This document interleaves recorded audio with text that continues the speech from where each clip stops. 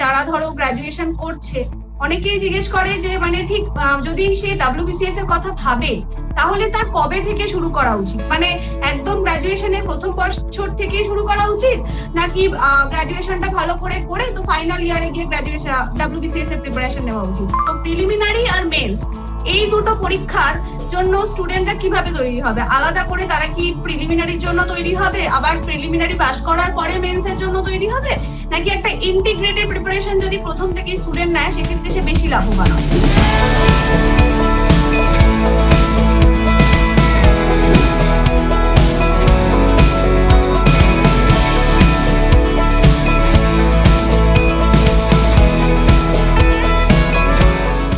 নমস্কার, আমার নাম গার্গী দাস। আমি 2018 ডাব্লিউবিসিএস পরীক্ষাতে এক্সিকিউটিভ ক্যাডারে সিলেক্টেড হয়েছি। আজকে আমরা আমাদের এই ইন্টারভিউ সিরিজে আরেকটি পর্বে এসে উপস্থিত হয়েছি। আর আজকে আমার সাথে আসে কুশল রুজ। কুশল 2018 ডাব্লিউবিসিএস পরীক্ষাতে ওয়েস্ট বেঙ্গল রেভিনিউ সার্ভিস ক্যাডারে সিলেক্টেড হয়েছে। কুশলকে আমাদের সম্পূর্ণ টিমের তরফ থেকে প্রথমত অনেক অনেক শুভেচ্ছা।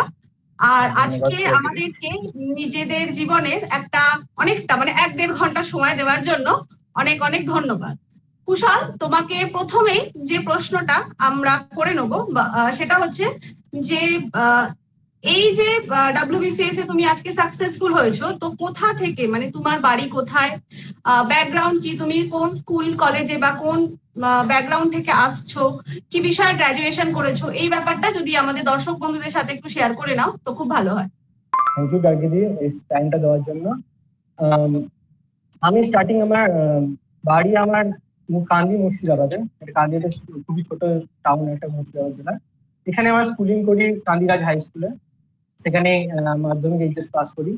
তারপর গ্রাজুয়েশনের জন্য এরপর যথারীতি এইচএস পাস করার পর একটা সুযোগ আছে যে হয় আমরা ইঞ্জিনিয়ারিং যাবো না মেডিকেল যাবো না অনার্স লাইনে পড়বো। ইঞ্জিনিয়ারিং লাইন যথারীতি কখনো সেরকম টানেনি আমাকে। আর তারপর মেডিকেল লাইনও কারণ বায়োলজিক্যাল অতটা কখনো ভিড় ছিল না বলে মেডিকেল লাইন ওখানে যাওয়া সম্ভব হয়। তো ফিজিক্স এর প্রতি একটা আলাদা ভালোবাসা ছিল, তো ফিজিক্স নিয়ে আমি মাস্টার ডিগ্রি বিএসসি শুরু করি বিশ্বভারতী ইউনিভার্সিটি থেকে। সেখানে ফিজিক্স এর পর ফিজিক্সের প্রতি একটা ভালোবাসা ছিল, সেই জন্য প্রথমে আমার ইচ্ছা ছিল যে পিএইচডি বা রিসার্চ লাইনে যাওয়ার। প্রথমে যথারীতি ফার্স্ট ইয়ার পর সেকেন্ড ইয়ার সেমিস্টার সিস্টেম ছিল, মানে প্রথম 3টে সেমিস্টার আমার যথারীতি ওরকম ইচ্ছা ছিল যে একটা রিসার্চ লাইনে যাওয়ার। কিন্তু ওখানে কিছু পিএইচডি মানে যারা রিসার্চ করছে তাদের সঙ্গে পরিচয় হওয়ার পর বুঝলাম যে ব্যাপারটা অনেকটা মোনোটোনাস হয়ে গেছে আর যথারীতি লেন্দি। আর শুরু থেকেই আমার সিভিল সার্ভিসের প্রতি একটা আলাদা টান ছিল, কারণ আমাদের স্কুলে এসডিও কখনো এসডিও সাহেব ছিলেন, তখন উনি আসতেন আমাদের স্কুলের ফাংশনে, বা আমার দাদু ছিলেন পুলিশে, তার সঙ্গে কখনো কখনো পুলিশ ফাংশনে যেতাম বা কখনো থানায় যেতাম। সেখানে যথারীতি হায়ার লেভেলে ডাব্লিউবিসিএস বা আইএস আইপিএস অফিসারের প্রতি একটা যথারীতি ক্যারিজমাদের প্রতি আমার টান চলে এসেছিল তাদের। তো সেই সূত্র থেকেই মনের মধ্যে একটা ছিল যে আমি যাবো, মানে এই লাইনে যাব। কিন্তু পরে ফিউচারে যখন রিসার্চ লাইন থেকে আমি সরে আসি, আমার মনটা করি আমি, তখন আমি কেন এটা ট্রাই করি আমি। তো 2015 গ্রাজুয়েশন শেষ করার পর তারপর আমার জার্নি শুরু হয়। আর শেষে 2019 সালে ফাইনালে যখন 2018 রেজাল্ট বেড়ায়, তাতে আমার নিজের সিলেকশন দেখে রেভিনিউ সার্ভিসের র্যাঙ্ক 1 দেখে সেটা আলাদা ফিলিং হয়েছিল। এইভাবেই জার্নি শুরু হয়েছিল 2015 থেকে। তারপর 4 বছর স্ট্রাগল করার পর আমি এখন। তাহলে আমরা দেখলাম যে কুশল কিন্তু গ্রাজুয়েশন করেছে ফিজিক্স অনার্স নিয়ে। আর সেক্ষেত্রে কুশল কিন্তু চাইলে এইচএস এর পরে ইঞ্জিনিয়ারিং বা মেডিকেল লাইনে যেতে পারতো, কিন্তু সেটা ওর ঠিক পছন্দের ছিল না। সেই কারণে ওর নিজের ইচ্ছাতেই, নিজের যেহেতু একটা ইন্টারেস্ট ছিল ফিজিক্স এর প্রতি, তো সেক্ষেত্রে নিজের ইচ্ছাতেই গ্রাজুয়েশন ফিজিক্সে করা। কিন্তু তাও কোথাও না কোথাও থেকে বিভিন্ন ভাবে ইন্সপায়ার হওয়া বলুন বা যাই বলুন, যে নিজের দাদুকে দেখে বা এসডিও স্যার যখন ওর কলেজে ভিজিট করতে এসেছিলেন, তো সেক্ষেত্রে কিছুটা সিভিল সার্ভিসের জন্য ইন্সপায়ার হওয়া বা ইন্সপিরেশনটা সেই জায়গা থেকে পাওয়া।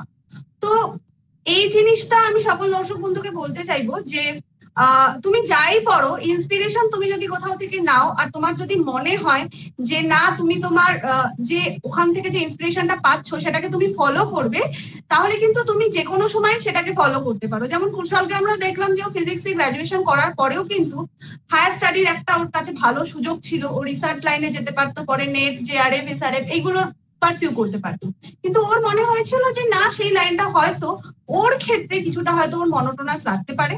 তো সেক্ষেত্রেই ওর সিভিল সার্ভিসকে চুজ করা, 2015 থেকে দেওয়া, আর 2018-তে ওয়েস্ট বেঙ্গল রেভিনিউ সার্ভিসে র্যাঙ্ক 1 পাওয়া।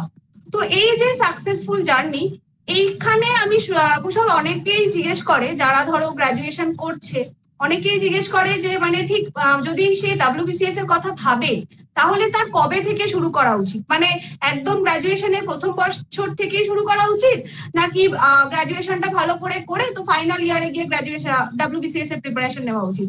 তুমি যেহেতু ফিজিক্স অনার্স করার পরে এই ডাব্লিউবিসিএস এর জার্নিটা শুরু করেছো, তো তোমার কি মনে হয় যে ফাইনাল ইয়ারে নেবে, সেকেন্ড ইয়ারে নেবে, না থার্ড ইয়ার, বা এইভাবে জার্নিটা কোথা থেকে ঠিক শুরু করলে তোমার মনে হয় যে না গ্রাজুয়েশন শেষ হওয়ার 1-2 বছরের মধ্যেই সে হয়তো সাকসেসফুল হতে পারে ডাব্লিউবিসিএস এর ক্ষেত্রে?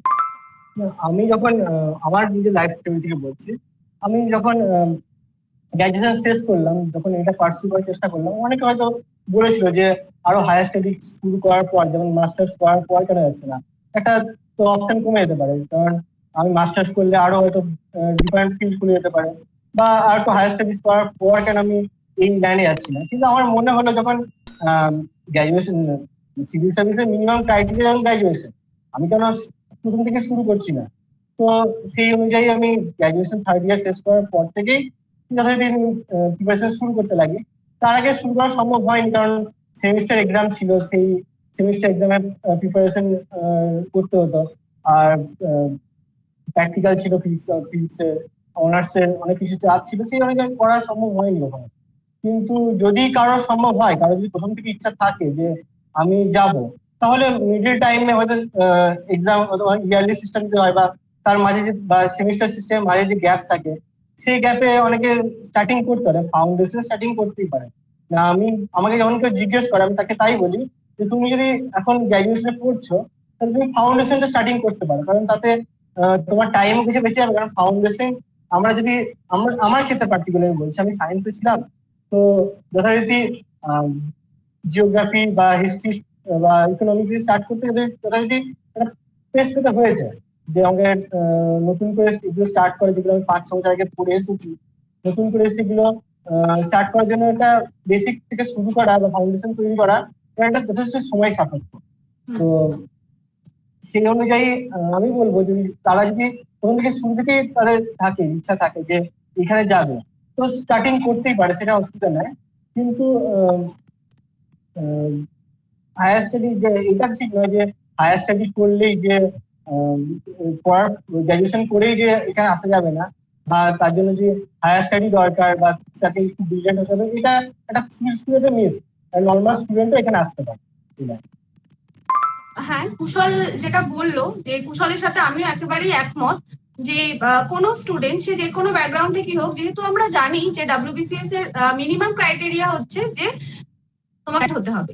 তো সেক্ষেত্রে তুমি যদি মনে করো যে না তুমি ডাব্লিউবিসিএস পরীক্ষাই দেবে, তাহলে কেন তাড়াতাড়ি তুমি শুরু করবে না? তুমি গ্রাজুয়েশন করতে করতে যে সময়টা, অথবা গ্রাজুয়েশনের সেকেন্ড ইয়ার থেকে অথবা থার্ড ইয়ার, তুমি যখন সময় পাচ্ছ, তখন তোমার ফাউন্ডেশন যে পোর্শন গুলো, যে কোনো যেমন যারা সায়েন্স ব্যাকগ্রাউন্ড থেকে আছেন, তাদের একটা ব্যাপার থাকে যে অনেকদিন ধরেই তারা হিস্ট্রি, জিওগ্রাফি, পলিটি এই ব্যাপারগুলোর সাথে টাচে থাকেন না। তো সেক্ষেত্রে সেই সাবজেক্ট গুলো কিন্তু পড়তে শুরু করাই যায়। আর তুমি যদি ভেবে থাকো যে তুমি সিভিল সার্ভিস বা ডাব্লিউবিসিএস পরীক্ষাতে বসবে, তাহলে কিন্তু তোমার প্রিপারেশনটা তুমি তোমার গ্রাজুয়েশনের সাথে সাথে অল্প বিস্তর শুরু করে ফেলতে পারো। কুশল, তোমাকে এবার আমি যে পরের প্রশ্নটা করব, যে আমরা জানি যে ডাব্লিউবিসিএস এর 3টে পৃথক পার্ট আছে, একটা প্রিলিমিনারি পোর্শন থাকে, একটা মেন পোর্শন থাকে এবং সর্বশেষে একটা ইন্টারভিউ পোর্শন থাকে। ইন্টারভিউ পোর্শনটা যদি আমি এখন বাদও দিই, তো প্রিলিমিনারি আর মেন্স এই দুটো পরীক্ষার জন্য স্টুডেন্টরা কিভাবে তৈরি হবে? আলাদা করে তারা কি প্রিলিমিনারির জন্য তৈরি হবে, আবার প্রিলিমিনারি পাস করার পরে মেন্স এর জন্য তৈরি হবে, নাকি একটা ইন্টিগ্রেটেড প্রিপারেশন যদি প্রথম থেকেই স্টুডেন্ট নেয় সেক্ষেত্রে সে বেশি লাভবান হবে? তুমি এক্ষেত্রে কি মনে করো? দেখো, আমি মনে করি এখন অনেকে বলে যে আলাদা প্রিলিমস এর জন্য আলাদা করে প্রিপারেশন নিতে হবে, মেন্স এর জন্য আলাদা করে প্রিপারেশন নিতে হবে। এটা সম্পূর্ণ একটা মিথ। কারণ প্রিলিমস হচ্ছে একটা মেন্স এর একটা সাবসেট। তুমি যদি প্রিলিমস এর সাবজেক্ট গুলো দেখো, তার মধ্যে মেন্স এর জিনিসগুলো ইনক্লুডেড আছে। শুধু ইংলিশ সাথে গ্রামারটা আলাদাভাবে পড়ে নিতে হবে, সেটা আলাদাভাবে যে কেউ আলাদাভাবে পড়ে নিতে পারে আলাদা করে, সেটা পড়ে যাচ্ছি। কিন্তু আমার মনে হয় দুটো একসঙ্গে শুরু করাই বেটার। যে ইন্টিগ্রেটেড উপায়ে একটা ইন্টিগ্রেটেড অ্যাপ্রোচ যদি থাকে শুরু থেকে, তাহলে প্রিলিমস মেন্স, কারণ প্রিলিমস এর পর হার্ডলি 4 থেকে 5 মাস টাইম থাকে মেন্সে। তো সেই সময়কে যেভাবে মেন্স এর জন্য প্রিপারেশন নেবো বা অপশনালের জন্য প্রিপারেশন নেবো, সেটা কখনোই সম্ভব হয় না। কারণ তাহলে ফাইনাল রেজাল্টে আমাদের আমাদের ফাইনাল মোটিভ তো লিস্টে নাম ওঠে না, ফাইনাল লিস্টে, সেটা কখনো সম্ভব হবে না। তো আমার মনে হয় ইন্টিগ্রেটেড অ্যাপ্রোচ রাখা উচিত এই প্রিপারেশনের ক্ষেত্রে, যে মেন্স ফোকাসই হওয়া উচিত। কারণ মেন্স এর ক্ষেত্রেও আমাদের সাবজেক্টিভ অবজেক্টিভ কোশ্চেন থাকে, আর প্রিলিমস এর ক্ষেত্রেও তাই। আর মেন্স এর ক্ষেত্রেও যা জিনিস সাবজেক্ট করতে হবে, প্রিলিমস এর ক্ষেত্রেও তাই। তো একসঙ্গে জিনিসটা নেওয়াই বেটার আমার মনে হয়। তাহলে কুশলের কাছে আমাদের নেক্সট যে প্রশ্নটা, সেটা একদম ডিটেল ওয়েতেই আমরা জানতে চাইবো যে যখন এই ডাব্লিউবিসিএস এর প্রিপারেশনটা শুরু, কুশল অলরেডি আমাদেরকে জানালো যে প্রিলি মেন্স আলাদা করে না ভেবে আমাদের একটা ওভারঅল ইন্টিগ্রেটেড প্রিপারেশন দরকার, যেহেতু মেন্স আর প্রিলির সিলেবাস অলমোস্ট 95% ইকুয়াল। তো আমি জানতে চাইবো কুশল, তুমি এই যে কম্পালসারি যে পেপারস গুলো এমসিকিউ মানে বাংলা ইংলিশ বা এমসিকিউ যে পেপারস গুলো, সেইগুলোতে স্পেসিফিক্যালি তুমি কোন কোন বইগুলো পড়েছিলে, বা কোনো নোটস যদি করে থাকো সেভাবে নিজস্ব নোটস তৈরি করেছিলেন কিনা, আর তোমার এই পুরো প্রিলি থেকে মেন্স অবধি কি স্ট্র্যাটেজি তুমি ফলো করেছিলে? প্রিপারেশন স্টার্টিং আমি বিগিনার্সদের বলবো যে শুরুতেই সিলেবাসটা দেখা উচিত, syllabus plus previous year question paper. কারণ এটা দেখলে তুমি অ্যাটলিস্ট বুঝতে পারবে যে যে কোনো এক্সামের ক্ষেত্রে হোক, যে কোনো কম্পিটিটিভ এক্সামের ক্ষেত্রে হোক, syllabus plus previous year question paper দেখা যায়, তো এক্সামের প্যাটার্ন কি, এক্সাম কি তোমার কাছে চাইছে, ডিমান্ড কি করছে, সেটা অ্যাটলিস্ট জানা যায়। তুমি একটা জলে নামছে, জল কত গভীর, সেটা সেটা এইভাবেই জানা যায় যে syllabus plus previous year question paper যদি জানা থাকে, তবে বোঝা যায় যে কি দরকার, কি দরকার, তোমায় কিভাবে প্রিপেয়ার করতে হবে, তোমার কোন ওয়েতে প্রিপেয়ার করতে হবে, এবং এটা সবসময় তোমায় গাইড করবে। এবার বিগিনারদের জন্য প্রথমেই বলি যে তো অনেকেই হয়তো ডিফারেন্ট ব্যাকগ্রাউন্ড থেকে বিলং করছে। কেউ ইঞ্জিনিয়ারিং পড়ে আসছে, কেউ হয়তো অনার্স পড়ে আসছে, বা অনেকে ডিফারেন্ট ডিফারেন্ট লাইন থেকে বিলং করছে। এবার যখনই শুরুতে তোমাকে লক্ষ্মীকান্ত বা এরকম রমেশ সিং টাইপের বড় বই দেওয়া হলো, শুরুতেই হয়তো অনেকে ভয় পেয়ে যেতেই পারেন যে না এবার কি পড়ছি আমি। তো সেই জন্য আমি বলবো যে ফাউন্ডেশন স্টার্ট করা উচিত। ধাপে ধাপে আমরা যেভাবে ক্লাস 5, 6, 7, 8, 9, 10 এভাবে ধাপে ধাপে পড়েছিলাম, যে হিস্ট্রি বা জিওগ্রাফি এভাবে ধাপে ধাপে শুরু করেছিলাম, সেভাবেই ক্লাস 6 থেকে 12, 10 অব্দি ধাপে ধাপে যে বইগুলো, যে বেসিক বই আছে মানে স্কুল লেভেলে, সেই বইগুলো পড়া উচিত। আমি এনসিইআরটি স্টার্ট করেছিলাম।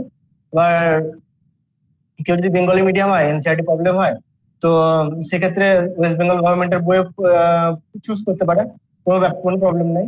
আর সেই সঙ্গে নিউজ পেপার রিডিংটা একটা হ্যাবিটের মধ্যে আনা উচিত। যে অনেক ক্ষেত্রে দেখা যায় যে অনেক অ্যাসপিরেন্ট নিউজ পেপার রিডিংটা ডেলি করে না। তারা হয়তো ভাবে যে না লাস্ট নিউজ পেপারটা কি কারেন্ট অ্যাফেয়ারের ক্ষেত্রে কাজে লাগবে, লাস্ট এক্সামের আগে একটা ইয়ার বুক কিনে নেবো, ইয়ার বুক পড়ে আমি সবটা চালিয়ে দেবো। কিন্তু প্রবলেম নিউজ পেপারটা শুধু কারেন্ট অ্যাফেয়ার ক্ষেত্রেই না, নিউজ পেপারটা তোমার একটা রিডিং হ্যাবিট তৈরি করে, ভালো একটা রিডিং হ্যাবিট, তুমি লং আওয়ারের কিছু পড়ছো, রিডিং হ্যাবিট পড়ছো, সেটা একটা হয়। প্লাস নিউজ পেপার থেকে তুমি পারিপার্শ্বিক কি ঘটনা হচ্ছে সেটা জানা যায়। সেটা কারেন্ট অ্যাফেয়ারের ক্ষেত্রে একটা প্রাইমারি হিসেবে কাজ করে। আর প্লাস অপশনের ক্ষেত্রে যেমন আমার নিজস্ব পাবলিক পলিটিক্যাল সায়েন্স অপশনের ক্ষেত্রে নিউজ পেপারটা একটা গুরুত্বপূর্ণ ভূমিকা পালন করেছে, যেটা পরে আমি বলবো। আর সেই সঙ্গে নিউজ পেপার তোমার একটা ওপিনিয়ন ক্রিয়েট করে, যেটা এডিটোরিয়াল পড়ে একটা ওপিনিয়ন ক্রিয়েট করে, যেটা তো- তোমার ইন্টারভিউ ক্ষেত্রেও পরের দিকে কাজে লাগে। এবং আম, সেটা একটা সেটা নিউজ পেপার একটা অপরিহার্য পার্ট হিসেবে, মানে প্রিপারেশন অপরিহার্য পার্ট হিসেবে আমার মনে হয় এটাকে গণ্য করা উচিত। আর এবার প্রিলিমস এর কথায় আসি। প্রিলিমস সেভাবে প্রিলিমস আমি প্রথমে বললাম যে প্রিলিমস নিয়ে আমি আলাদা কোনো পড়িনি, তবে প্রিলিমস স্পেসিফিক স্টাডি এক্সামে প্রিলিমস এক্সামে 1 থেকে 1.5 মাস আগে আমি শুরু করি। তো প্রিলিমস এর এক্সট্রা বলতে আছে ইংলিশ, যে ইয়েটা ইংলিশে synonym antonym, one word substitution, filling the blanks with article preposition, এসব অনেক কিছু আছে। তো আহ, সবারই উচিত, বেসিক্যালি উচিত প্র্যাকটিস, যারা হয়তো একটু ইংলিশে উইক আছে তাদের উচিত প্র্যাকটিস করে যাওয়া। কিন্তু আমি নিজের ডেইলি শিডিউলে ভেবেছিলাম যে প্র্যাকটিস করবো যে রেগুলারলি, কিন্তু কখনোই আহ, এই 4 বছর যে জার্নি করেছি ডাব্লিউবিসি তে, কিন্তু কখনো সেটা সম্ভব হয়নি যে ইংলিশটাকে ইংলিশ এই গ্রামার পোর্শনটাকে নিজের ডেইলি শিডিউলে কভার করা। তো যেটা আমার ক্ষেত্রে দেখেছিলাম ম্যাক্সিমাম হয়েছিল যে প্রিলিমস এক্সামের 1 থেকে 1.5 মাস আগেই যখন আমি প্রিলিমস বেসিক পড়া শুরু করি, তখনই আমি রেগুলারলি এটা এই ইংলিশ গ্রামারটা পড়তাম। সেক্ষেত্রে আহ, প্রথম দিকে অনেক কিছু হয়তো গ্রামারের জিনিস ভুলে গেছিলাম, টেন্স হোক বা অন্য অনেক জিনিস হোক, আর্টিকেল প্রিপোজিশন। সেক্ষেত্রে আমার বোন যেহেতু ওই সময় মাধ্যমিক জন্য প্রিপেয়ার হচ্ছিল, তো তার বই মানে মাধ্যমিক লেভেলের যে ইংলিশ গ্রামার বুক এসেছে, মেবি পিসি দাসের ছিল। তো ওইখান থেকে আমি অনেকটা বেসিক গ্রামার গুলো আহ, পড়ে নি, মানে যেটা রিভিশন টাইপের হয়ে যায়।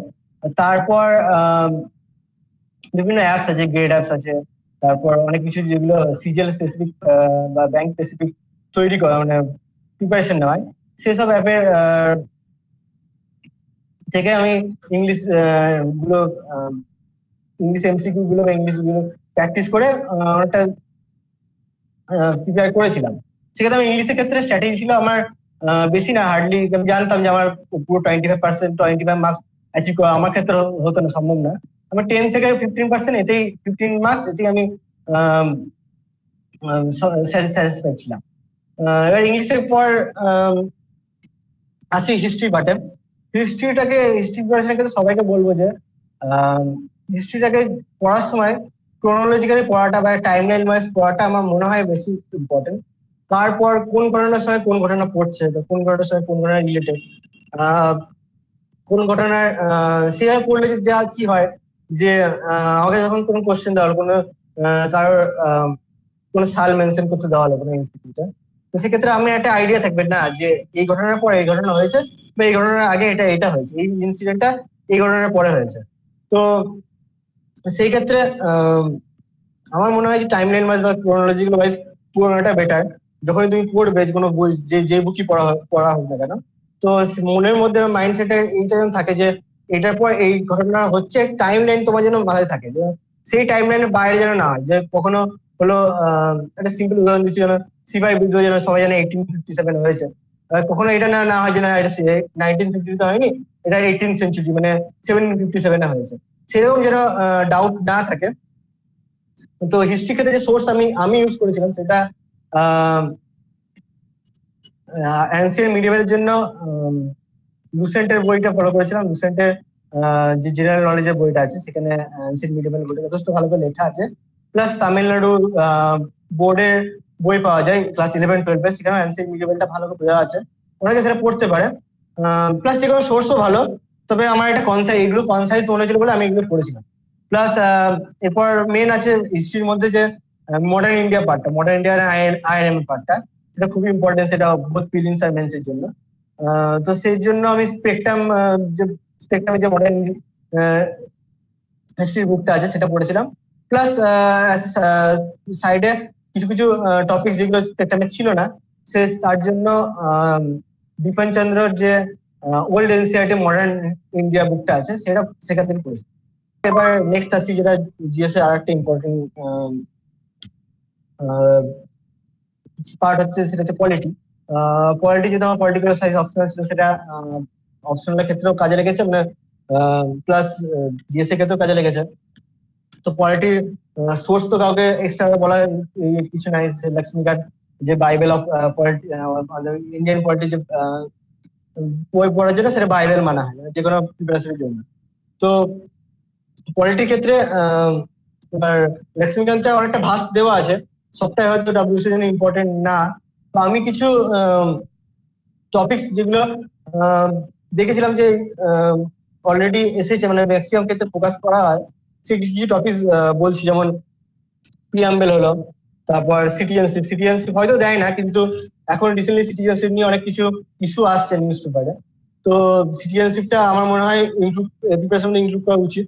প্লাস ফান্ডামেন্টাল রাইটস খুব ইম্পর্টেন্ট একটা চ্যাপ্টার, প্লাস ফান্ডামেন্টাল ডিউটিস আছে, ডিপিএসপি আছে, সেই সঙ্গে centre state relation, emergency provision আছে। ইউনিয়নের ক্ষেত্রে আসা যায়, ইউনিয়নের ক্ষেত্রে আছে প্রেসিডেন্ট আছে, vice president, plus council of minister, prime minister, parliament, সেই সঙ্গে এরপর স্টেটের ক্ষেত্রে আসা যায়, স্টেটের ক্ষেত্রে আছে governor, council of minister, CM, then state legislature, state legislative council. সেই সঙ্গে জুডিশিয়ারি ক্ষেত্রে আছে তোমার সুপ্রিম কোর্ট, আর দেন হাইকোর্ট, অ্যাডভোকেট জেনারেল, অনেক কিছু আছে। আর আরো ইম্পর্টেন্ট জিনিস আছে পঞ্চায়েতি রাজ, একটা ইম্পর্টেন্ট পার্ট, পঞ্চায়েতি রাজ কোশ্চেন আছে, প্লাস আরবান লোকাল বডিজ, সেই সঙ্গে গভর্নমেন্ট যে স্কিম গুলো আছে, এবং plus current affair politics related, সেই জিনিসগুলো পলিটির একটা অপরিহার্য জিনিস। পলিটির ক্ষেত্রে অনেক ক্ষেত্রে যে প্রবলেম যেটা অনেকে ফেস করে, যেটা হচ্ছে আর্টিকেলটা মাথায় রাখা। সেটা বলবো, আর্টিকেলটা যখনই পড়বে, লক্ষ্মীকান্তি পড়ুক বা তুমি যে বই পড়ো, পড়ার সঙ্গে সঙ্গে আর্টিকেলটা তোমার যেন মাথায় থাকে, যে কোনো একটা পেপার পড়ছো, কোনো টপিক্স পড়ছো, এখানে এটা কোন আর্টিকেলের সঙ্গে রিলেটেড বা কোন আর্টিকেলে এটা বলা আছে, সেটা বই যদি নাও লেখা থাকে, তুমি বইয়ের পাশে পেন বা পেন্সিল দিয়ে লিখে রাখলে, সেই সঙ্গে আর্টিকেলটা হয়তো বইয়ে অনেক সময় আর্টিকেল গুলো, কনস্টিটিউশনের যে আর্টিকেল সেগুলো পড়ার জন্য একটা ইম্পর্টেন্ট সোর্স আমি এটা করেছিলাম। সেটা ফোনে অ্যান্ড্রয়েড অ্যাপ আছে একটা, কনস্টিটিউশন অফ ইন্ডিয়া। সেক্ষেত্রে অনেক সময় মাঝে মাঝে চেক করলে অনেক সময় মেমোরাইজ হয়ে যায়, যে অনেক সময় তুমি নিউজ পেপারে হয়তো পড়ছো কোনো কিছু রিজার্ভেশন রিলেটেড কিছু আর্টিকেল, বা সুপ্রিম কোর্ট রিলেটেড আর্টিকেল, কেন কোন আর্টিকেল, কোন কনস্টিটিউশনের কোন আর্টিকেল এটা বিলং করে, সঙ্গে সঙ্গে আমি ফোন চেক করে দেখে নিলাম। এখানে অথবা যদি ফোনে প্রবলেম হয়, তো পিএম বক্সির একটা বুকস আছে, কনস্টিটিউশন অফ ইন্ডিয়া, যেখানে পুরো কনস্টিটিউশনের আর্টিকেল বা শিডিউল সব দেওয়া আছে, সেটাও ইউজ করতে পারো। প্লাস আরো দুটো টপিকস আছে যে পলিটির ক্ষেত্রে, সেটা হচ্ছে কনস্টিটিউশনাল অ্যামেন্ডমেন্ট অ্যাক্ট, তবে কোন কনস্টিটিউশন অ্যামেন্ডমেন্ট অ্যাক্ট হয়েছিল সেগুলো জানা। এবার কনস্টিটিউশন অ্যামেন্ডমেন্ট অ্যাক্ট সবগুলো পড়া হয়তো দরকার নাই, যেমন হয়তো এমন কোশ্চেন কখন জিজ্ঞেস করবেন যে 18 কনস্টিটিউশন অ্যামেন্ডমেন্ট অ্যাক্ট যে কি হয়েছিল, সেটা হয়তো সেক্ষেত্রে ওটা অতটা ইম্পর্টেন্ট না, কারণ ইম্পর্টেন্ট কিছু হয়নি। তবে 42nd কনস্টিটিউশন অ্যামেন্ডমেন্ট অ্যাক্ট বা এইরকম কিছু ইম্পর্টেন্ট যে কনস্টিটিউশন অ্যামেন্ডমেন্ট অ্যাক্ট আছে, সেগুলো অ্যাটলিস্ট বই থেকেই হোক বা পাশে তোমার কোনো নোটস, শর্টস নোটস হোক, সেই নোটস তুমি লিখে রাখতে পারো যে ইম্পর্টেন্ট যে কনস্টিটিউশন অ্যামেন্ডমেন্ট অ্যাক্ট গুলো। প্লাস যে এখন রিসেন্ট ট্রেন্ড হয়েছে যে জাজমেন্ট রিলেটেড কিছু কিছু কোশ্চেন দিচ্ছে, যে supreme court judgment, special judgment, যে সেই জাজমেন্ট অফ প্রাইভেসি ক্ষেত্রে পুটুস্বামী জাজমেন্ট আছে, সেই জাজমেন্ট গুলো তুমি ওইটাও একটা আলাদা কোনো পেপারে বা খাতায় আলাদা নোট করে রাখতে পারো, এক্সামের ক্ষেত্রে একটা রিভিশনে কাজ করতে পারে। সেটা গেল পলিটির পার্ট। এবার ইকোনমিক্স এর ক্ষেত্রে, ইকোনমিক্সটা খুবই একটা ডাইনামিক পার্ট।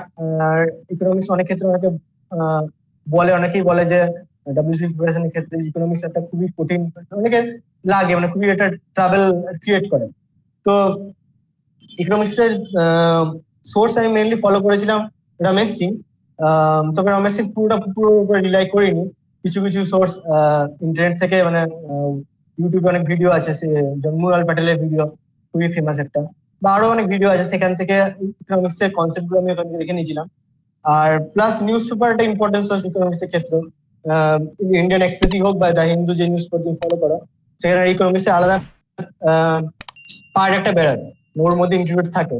তো সেইটা তুমি যদি পড়ে নিতে পারো, তো ইকোনমিক্স এর একটা কনসেপ্টের সঙ্গে আরেকটা কনসেপ্ট কি ইন্টারলিঙ্কেড সেটা জানতে পারো। যেমন জিডিপির সঙ্গে যদি বলা হয়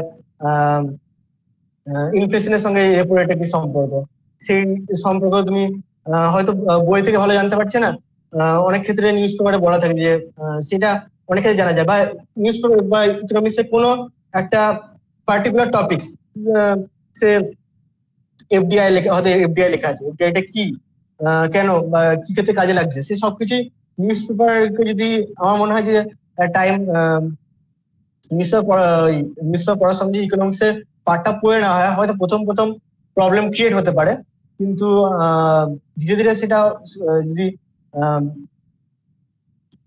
কনসেপ্ট গুলো ক্লিয়ার হয়, তো আমার মনে হয় প্রবলেম হওয়ার কথা নয়। আর ইকোনমিক্স এর কিছু ইম্পর্টেন্ট টপিকস আমি বলবো যেখান থেকে কোশ্চেন মেনলি আসে, যে গ্রোথ প্লাস ডেভেলপমেন্ট, যেখানে জিডিপি, জিএনপি আর অনেক কিছু ন্যাশনাল ইনকাম এগুলো আছে। প্লাস কিছু ডেভেলপমেন্ট রিলেটেড, যেটা SDI, human development index, inequality index, gender inequality index, এইসব অনেক কিছু আছে। সেই ইন্ডেক্স গুলো ফলো করা উচিত। প্লাস প্ল্যানিং একটা খুব ইম্পর্টেন্ট পার্ট, ইন্ডিয়ান প্ল্যানিং এ কি আছে। Plus banking, NBFC and RBI, সেক্ষেত্রে আরবিআই রোল কি, ব্যাংক এবং মনিটারি পলিসি আরবিআই কিভাবে করে। মনিটারি পলিসি বলতে গেলে মনিটারি পলিসি টুলস, যেমন repo rate, reverse repo rate, এর সঙ্গে যে মনিটারি পলিসি, নিচের মনিটারি পলিসি কমিটি যেটা আছে, যে রেগুলারলি মিট করে যে রেপো রেট ঠিক করে, সেগুলো পড়া উচিত। প্লাস ফিসকাল পলিসি, ওর মধ্যে আছে ট্যাক্সেশন আসছে, কিভাবে ডিফারেন্ট টাইপের ডেফিসিট আছে, ওইগুলো আছে। প্লাস এমপ্লয়মেন্ট স্কিল রিলেটেড জিনিস আসছে। প্লাস ইনফ্লেশনের মধ্যে CPI, WPI, different kind of যে ইন্ডেক্স গুলো আছে ওইগুলো। এর সঙ্গে international organisation like WTO, world bank, IMF, এগুলো। প্লাস ন্যাশনাল যে অর্গানাইজেশন ইম্পর্টেন্ট, আরবিআই তো প্রথমে বললাম, প্লাস সেবি, আইআরডিএ, যে বিভিন্ন রেগুলেটরি অর্গানাইজেশন আছে, সেগুলো পড়ে রাখা উচিত। এবং এগ্রিকালচারের ক্ষেত্রে গ্রিন রেভলিউশন এবং ডিফারেন্ট টাইপ অফ স্কিমস, এবং ইন্ডাস্ট্রিয়াল পার্ট আছে, ইন্ডাস্ট্রি ক্ষেত্রে পিএসইউ কোনটা, নবরত্ন, মিনিরত্ন, মহারত্ন, এগুলো পড়ে রাখা উচিত। তো এটা গেলে ইকোনমিক্স এর পার্ট। এরপর আসবো সায়েন্স রিলেটেড জিনিসের। সায়েন্স বিগত কিছুদিন মানে আমি যবে থেকে প্রিপারেশন নিচ্ছি, মানে 2017 থেকে, তবে তখন দেখছি যে সায়েন্সের যথেষ্ট টাফ বলবো না, মানে স্ট্যান্ডার্ড টাইপের কোশ্চেন একটা আসছে, এটা হয়তো সায়েন্স ব্যাকগ্রাউন্ড যারা আছে তাদেরও অনেক ক্ষেত্রে প্রবলেম ক্রিয়েট হচ্ছে। কারণ হয়তো আমি ফিজিক্স ব্যাকগ্রাউন্ড, অনেক ক্ষেত্রে বায়োলজি ভুলে গেছি বা কেমিস্ট্রি ভুলে গেছে। তো সেক্ষেত্রেও বেসিক বই থেকে স্টার্ট করা উচিত, এনসিআরটি হোক বা ক্লাস 9-10 এর যে সায়েন্সের বুকস হোক, সেগুলো ফলো করা উচিত। প্লাস ম্যাকবুক আমি ফলো করেছিলাম, ম্যাকবুক যে আরিহান্তের ম্যাকবুক আছে জেনারেল সায়েন্সের, সেটাও ফলো করা যেতে পারে। এছাড়া ইন্টারনেট থেকে কিছু কিছু টপিকস হয়তো তুমি পেলে, সেগুলো অনেক ক্ষেত্রে চলে আসতে পারে। এছাড়া কিছু কিছু এক্সট্রা পার্ট আছে যেগুলো হয়তো তুমি এনসিআরটি বা তোমার বেসিক বইয়ে পাবে না, সেগুলো ম্যাকবুকে পেয়ে যাবে। যেমন কম্পিউটার রিলেটেড টপিকস আছে, স্পেস রিলেটেড টপিকস আছে, নিউক্লিয়ার রিলেটেড টপিকস আছে, সেই টপিকস গুলো সায়েন্স অ্যান্ড টেকে ইম্পর্টেন্ট। এরপর আসি এনভায়রনমেন্ট, যেটা ওই পেপারে ইনক্লুডেড আছে। এনভায়রনমেন্টের ক্ষেত্রে আমি যেটা ফলো করেছিলাম সেটা হচ্ছে শঙ্কর আইএস এর একটা বুক পাওয়া যায় এনভায়রনমেন্টের ক্ষেত্রে। সেটা হয়তো পুরোটা ইম্পর্টেন্ট না, কিন্তু প্রিভিয়াস ইয়ার কোশ্চেন ফলো করে নিজেই বুঝতে পারবে যে কোনগুলো ইম্পর্টেন্ট, কোনগুলো ইম্পর্টেন্ট না। সেই অনুযায়ী কাট করে কোনগুলো ইম্পর্টেন্ট জিনিস এনভায়রনমেন্টকে সেটা পড়ে নিতে পারো। প্লাস এনভায়রনমেন্টের ক্ষেত্রে একটা যে ওয়াইল্ড লাইফ স্যাংচুরি কোথায় আছে বা ন্যাশনাল পার্ক কোথায় আছে, সেগুলো অ্যাটলাস থেকেও নিজে প্রিপেয়ার করতে পারো, বা একটা খাতায় বা একটা টেবিল আকারে করে নিতে পারো। সেক্ষেত্রে এনভায়রনমেন্ট ক্ষেত্রে কিছু কারেন্ট অ্যাফেয়ার রিলেটেড জিনিসও আছে, সেটা কারেন্ট অ্যাফেয়ারের মধ্যে পড়ে আছে। আর আরেকটা আছে current affair GK. Current affair GK এর মধ্যে ইম্পর্টেন্ট টপিকস হচ্ছে যেমন ন্যাশনাল নিউজ, যেটা national important news, international important news, plus notable person, কেউ রিসেন্ট ডেথ হলো কারোর, বা কেউ রিসেন্ট অ্যাওয়ার্ড পেয়েছে, সেসব পার্সন সম্বন্ধে কোয়েশ্চেন আসতে পারে, বা স্পোর্টস রিলেটেড কোয়েশ্চেন বা awards related question. Current affair, আমি ক্ষেত্রে current affair source, current affair magazine use করা যেতে পারে। কারেন্ট অ্যাফেয়ার ম্যাগাজিনে অনেক ভাস্ট জিনিস থাকে, হয়তো কিছু কিছু জিনিস থাকে যেগুলো তোমার ডাব্লিউবিসিএস প্রিপারেশনের ক্ষেত্রে অতটা উপযুক্ত নয়। সেক্ষেত্রে থেকে যে কারেন্ট অ্যাফেয়ার টপিকস গুলো তোমার মানে এক্সাম ওরিয়েন্টেড, সেগুলো বেছে নিয়ে পড়াটাই বেটার। আর তো এটা গেল জেনারেল সায়েন্সের ক্ষেত্রে। আর ল্যাঙ্গুয়েজের ক্ষেত্রে আছে যেটা ল্যাঙ্গুয়েজ কম্পালসারি পেপার আছে আমাদের, ইংলিশ আর বেঙ্গলি। তো ইংলিশ আর বেঙ্গলির ক্ষেত্রে আমি বলবো যে অবশ্যই আগেও বলেছি যে নিউজ পেপার একটা ইম্পর্টেন্ট পার্ট ক্রিয়েট করবে, যে তোমাকে যত কোনো টপিক্স রিলেটেড হলো সেই টপিক্সে বেসিক কিছু ওপিনিয়ন দেওয়ার জন্য, বা বেসিক কিছু জানা লেখার জন্য, বা সুন্দরভাবে কোনো ফ্রেজ বা কোটেশন লেখার জন্য সেই নিউজ পেপারটা ইম্পর্টেন্ট পার্ট ক্রিয়েট করবে এই ল্যাঙ্গুয়েজ পেপারের ক্ষেত্রে। অথবা অনেকে হয়তো বিভিন্ন টাইপের বুকস পড়ে, বুকস রিডিং এর হ্যাবিট আছে, সেক্ষেত্রেও তারা সেই বুকস এর কিছু কোর্স হলো বা সেই বুকস এর কিছু সুন্দর ওয়ার্ডস হলো সেগুলো ইউজ করতে পারে। তবে বেশি কালারফুল ওয়ার্ড ইউজ না করাটাই বেটার। ওয়ার্ডস যত রাইটিং তোমার যত সিম্পল হবে বাট অ্যান্ড কনসাইজ হবে, সেসব সেটাই ফোকাস করা উচিত। এবং সেটার জন্য regular practice is must. Regular practice করতে হবে। সে তুমি প্রিভিয়াস এর কোশ্চেন ফলো করতে পারো, বা নিজে কোনো বিষয়ে এডিটোরিয়াল বা লেটার রাইটিং করতে পারো, এবং আর কাউকে বন্ধু বান্ধব বা যে কোনো সঙ্গে সেটা বা কোনো টিচারের কাছে সেটা রিভিউ করে নিতে পারো। আর এমসিকিউ সলভের ক্ষেত্রে আমি বলবো যে জিএস এর ক্ষেত্রে আমি বলবো যেটা, যে জিএস এর ক্ষেত্রে প্র্যাকটিস আর রিভিশন, এটা হচ্ছে সাকসেস মান্ত্রা। তুমি যত প্র্যাকটিস করবে, যত রিভিশন করবে, তত তোমার অ্যাকুরেসি বাড়বে, তত তোমার মেমোরাইজ, তত বেশি মেমোরাইজ করতে পারবে, তত বেশি তোমার ক্যাপচার পাওয়ার বাড়বে। আর সেই জন্য অবশ্যই রিভিশন মাস্ট এট রেগুলার ইন্টারভেল। ডেলি তুমি যেটা পড়ছো সেটা রিভিশন করো, প্লাস উইকলি বেসিসে বা 3 দিন বেসিসে রেগুলার তুমি যেটা পড়েছো 3 দিন আগে পর্যন্ত বা 1 উইক আগে পর্যন্ত, সেটা রিভিশন করার চেষ্টা করো। আর এমসিকিউটা রেগুলারলি করার চেষ্টা করো, যে সেটা কোনো এমসিকিউর জন্য প্রচুর তো বুকস অ্যাভেলেবেল আছে, কলেজ স্ট্রিটে গেলেই এমসিকিউ প্র্যাকটিস বুক পাওয়া যাবে। প্লাস অনেক ওয়েব পোর্টাল আছে যারা, বা অ্যাপস আছে যারা এমসিকিউ রেগুলার দিয়ে থাকে, ডেইলি বেসিসে এমসিকিউ কুইজ দিয়ে থাকে। সেটা কারেন্ট অ্যাফেয়ার রিলেটেড হোক বা জিএস রিলেটেড হোক, সেগুলো করতে পারো। বা নিজেদের মধ্যে একটা গ্রুপ ক্রিয়েট করে একটা সোশ্যাল মিডিয়াতে একটা গ্রুপ ক্রিয়েট করে নিজেদের মধ্যে কোশ্চেন শেয়ার করতে পারো, প্লাস সেটা ডিসকাশন করতে পারো, সেটা অনেকটা এফেক্টিভ হয়। তো আমি বলবো সবসময় প্র্যাকটিস আর রিভিশন হচ্ছে মাস্ট এই কম্পালসারি ব্যাপারের ক্ষেত্রে। তাহলে আমরা দেখলাম যে কুশল খুব সুন্দর করে আমাদেরকে এক একটা সাবজেক্ট ধরে ধরে নিজের বুক লিস্ট বা কোন কোন বইগুলো ইনিশিয়াল লেভেলে বা ধীরে ধীরে নিজের লেভেলটা বাড়িয়ে কোন কোন বইগুলো পড়া উচিত, আর কোন কোন পেপার গুলোকে কিভাবে তোমরা অ্যাপ্রোচ করলে খুব একটা সিস্টেমেটিক্যালি তোমরা কিন্তু সিলেবাসটাকে খুব সুন্দরভাবে কভার করবে, আর সেক্ষেত্রে কোন কোন পেপারে কিভাবে জোর দেবে। তো নেক্সট যে প্রশ্নটা করে নিই, এটা অনেক স্টুডেন্টের ক্ষেত্রে খুব প্রয়োজনীয় একটা প্রশ্ন। আমরা জানি যে কুশল যেহেতু ওয়ার্কিং ছিল না, তো স্টুডেন্টরা বলে যে আমরা কি করে টাইম ম্যানেজ করে সারাদিন একটা রুটিন বানাবো। মানে মানে অনেকের কাছ থেকে আমি শুনেছি, আমি যেহেতু ওয়ার্কিং ছিলাম, আমি বাড়িতে থেকে নিজেদের টাইম ম্যানেজমেন্টটা কিভাবে করবো সেটা আমার পক্ষে বলা সম্ভব না, ফলে আমি গাইড করতে পারি না এই ব্যাপারটাতে। কিন্তু যারা ধরো গ্রাজুয়েশনের পরে পরেই বাড়িতে থেকে 1-2 বছর প্রিপারেশন নিচ্ছে, তো তারা স্পেশালি, কারণ অনেকেই বলে কনসেন্ট্রেট করতে পারছি না, ইচ্ছা করছে না একটা সাবজেক্ট দুটো সাবজেক্ট পড়ার পরে, তো নিজেদের ডেইলি রুটিনটা কিভাবে মানে স্টুডেন্টরা সাজাবে? দেখো, স্টাডির ক্ষেত্রে আমি তো কখনো বলবো না যে যে কাউকে সকালে উঠতে হবে, কাউকে রাত জেগে পড়তে হবে। সেটা পার্সন টু পার্সন ভ্যারি করে। অনেকে আছে যেমন সকালে উঠে পড়তে ভালোবাসে, কেউ আছে রাত জেগে পড়তে ভালোবাসে। তো সেটা নিজের কোনটা কমফর্ট জোন নিজে সেটা দেখে নিতে পারে। আমি যেমন দেখেছিলাম যে একবার সকালে উঠে একদম ভোরে উঠে শুরু করলাম, দেখলাম হচ্ছে না। তখন দেখলাম একদম মিড নাইটেও শুরু করলাম, দেখলাম হচ্ছে, কিন্তু পরের দিন আমার প্রবলেম হয়ে যাচ্ছে, হেলথ রিলেটেড ইস্যু চলে আসছে।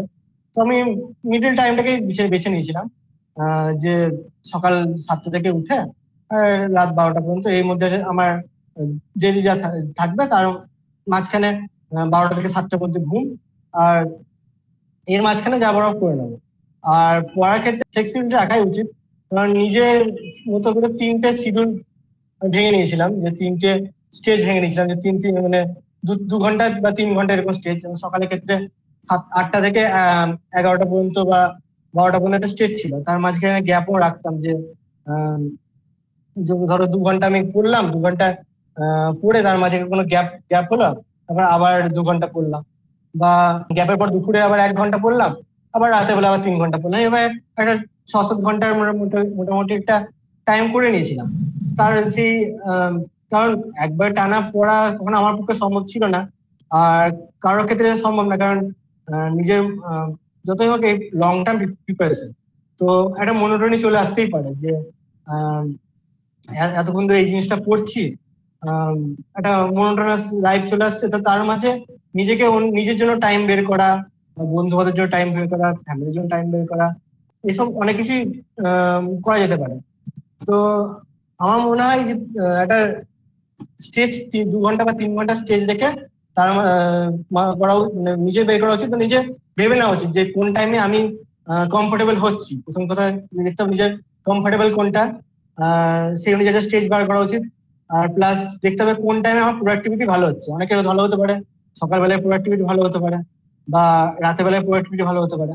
তো আমি দেখতাম যে সকালে উঠে আমার প্রোডাক্টিভিটি ভালো, যেহেতু তো আমি সবচেয়ে টাফ যে জিনিসটা, টাফ যে সাবজেক্টটা পড়বো সারাদিনে আগে ভেবে ভেবে রেখেছিলাম যে এই সাবজেক্টটা আমি পড়বো, সেইটা আমি সকালেই অ্যাট দি স্টার্টিং এ করে নিতাম, যাতে পরে আমার মনের মধ্যে এটা না হতে পারে যে না আমাকে এটা পরে পড়তে হবে এই বোরিং জিনিসটা। তো এই বোরিং যে জিনিসটা ছিল আমি স্টার্টিং এ পড়ে নিতাম। তারপরে ইন্টারেস্টিং জিনিস, যে কখনো নিউজ পেপার পড়তে আমার ভালো লাগতো মাঝে মাঝে, তো নিউজ পেপারটা রাতের দিকে রেখেছিলাম, যে নিউজ পেপার লাস্টে রাতে 1 থেকে 1.5 ঘন্টার মধ্যে আমি নিউজ পেপারটা কভার করি। তো সেটা রাতের দিকে রেখেছিলাম। তো এইভাবে করা যেতে পারে। আর প্লাস নিজের জন্য টাইম বের করাটা ইম্পর্টেন্ট একটা অ্যাসপিরেন্টের ক্ষেত্রে, যারা বাড়িতে থাকে। কারণ ওয়ার্কিং এর ক্ষেত্রে হয়তো তার ওয়ার্কিং ফিল্ডে অনেক ডাইভার্সিটি থাকে বলে সেই মনোটোনাস লাইফটা ফিল হয় না, কিন্তু যারা সিভিল সার্ভিস এক্সামের জন্য প্রিপারেশন হচ্ছে অ্যাসপিরেন্টের জন্য, সবাই জানে যে কোন এক্সামের ক্ষেত্রে 1 বছর 2 বছর লেগে যেতেই পারে। মানে সেটা তার উপর সে যদি ফার্স্ট অ্যাটেম্পটও দেয় তাও সে 1 বছর লাগবে তার, কারণ এক্সামটাও অনেকটা লং টাইম ডিমান্ড করে। তো সেই জন্য মধ্যে মধ্যে নিজের জন্য টাইম বেছে বেছে নেওয়া উচিত। যে আমি যেমন মেডিটেশন করতাম, টাইম বের করে মেডিটেশন করা হতো, কখনো বাইরে ঘুরতে যাওয়া, বা কখনো নিজের জন্য টাইম বের করে বই পড়া, এটাও তো নিজের জন্য টাইম বের করাটা খুবই ইম্পর্টেন্ট। আর সবাইকে আরেকটা বলবো যে আমি যেমন আরেকটা করেছিলাম, যে 6 দিন পড়ার পর 7 দিন মানে উইকলি একদিন আমি নিজের জন্য টাইম, সেদিন পড়াশোনা থেকে ডিটাচ থাকতাম পুরো। সেদিন যা মন তাই করতাম, হয়তো মুভি দেখা, বা হয়তো কোনো ওয়েব সিরিজ দেখা, বা কারো বাড়ি যাওয়া, মানে যতই হোক অনেককে একদম নিজেকে সোসাইটি থেকে ডিটাচ তো করা যায় না। তো ওইভাবে নিজের জন্য টাইম বের করে ওই একটা দিন আমি সবকিছু করার চেষ্টা করতাম। তো আর সেক্ষেত্রে একটা রিফ্রেশ বা রিভিউ হয়ে যেত, মানে নেক্সট ডে আমি কি করব, বা নেক্সট উইকে আমি কি করব সেটা একটা প্ল্যানও তৈরি করা যেত, যে আমি নেক্সট নেক্সট উইকে এই জিনিসটা আমি করবো, বা এই জিনিসটা আমার ল্যাক হচ্ছে এখান থেকে শুরু করব, বা আমার প্রিপারেশনটা এটাই ল্যাক হচ্ছে, আমি এটা করলে বেটার হয়। সেই সব জিনিসগুলো অ্যানালাইজ করতাম। তো সেটা খুবই ইম্পর্টেন্ট।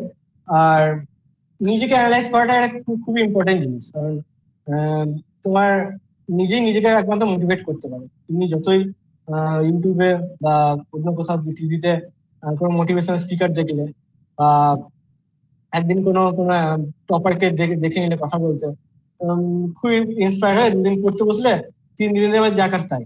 তো সেটা তো কোনো লং টার্ম থাকে না। তো আমার মনে হয় নিজেকে যতটা মোটিভেট করা যেতে পারে আহ, সেই অনুযায়ী তোমার তোমার তুমি কি জন্য এখানে আসতে চাইছো প্রথম কথা নিজেকে জানতে হবে, আর সেইটা তোমাকে মাথার সামনে রাখতে হবে, সেট করে নিতে হবে যে না আমি এটা জন্য আসতে চাইছি। আম, আর এটা আমাকে দেখতে হবে এনি হাউ এনি কস্ট। তাহলে আমরা দেখলাম যে কুশল বললো যে ডেইলি রুটিনটা কিন্তু তুমি কাউকে দেখে মোটিভেটেড হয়ে বানিও না, তুমি যেভাবে তোমার সুবিধা হয়, কারণ এক একজনের হয় কি রাতে ভালো পড়তে পারে, কেউ সকালে ভালো পড়তে পারে, তো এক একজনের এক এক রকম অভ্যাস থাকে। আর সেই অভ্যাসের সাথে আমার মনে হয় তুমি তোমার অভ্যাসের সাথে তোমার পড়াটাকেও তোমার অভ্যাসের মধ্যে ঢুকিয়ে নাও, তাহলে কিন্তু তোমার প্রিপারেশনটা অনেক ভালো হবে। আর প্রিপারেশন কালে তুমি এমন না যে পড়াশোনা মানে তুমি একেবারে আনসোশ্যাল হয়ে গিয়ে সবকিছু ছেড়ে পড়াশোনা করবে। তুমি পড়াশোনার মাঝে তুমি সিনেমা দেখতে পারো, তুমি সিরিয়াল দেখতে পারো, তুমি তোমার বন্ধুদের সাথে খেলাধুলা বা ফ্যামিলির সাথে টাইম কাটাও, সবকিছু করো, কিন্তু সবকিছুর সাথে মিক্স করে পড়াশোনাটাকে সমান গুরুত্ব দিয়ে সারা দিনের রুটিনটাকে ছোট ছোট ভাগ করে সেই হিসেবে সেই কোনো সাবজেক্ট ধরো সকালে পড়লে, কিছু এমসিকিউ করলে দুপুরবেলা, যখন তোমার সব থেকে বেশি কনসেন্ট্রেশন হয় সেই সময়টা তুমি ম্যাথস করলে। তো এইভাবে তুমি তোমার রুটিন অনুযায়ী বা তোমার অভ্যাস অনুযায়ী আমার মনে হয় যে তোমার স্টাডি রুটিনটাকে তৈরি করো, তাহলে কিন্তু অনেক বেশি প্রোডাক্টিভ হবে। তো আমি কুশলকে এবার ডিরেক্টলি কিন্তু আমরা অপশনালে চলে আসছি।